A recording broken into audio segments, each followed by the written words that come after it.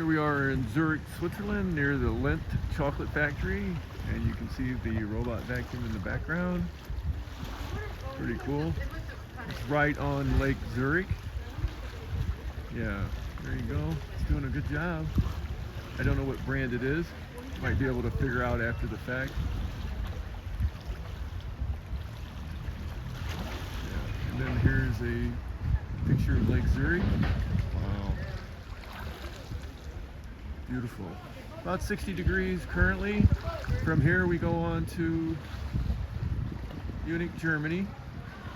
So just thought you'd like the view. Quick video update.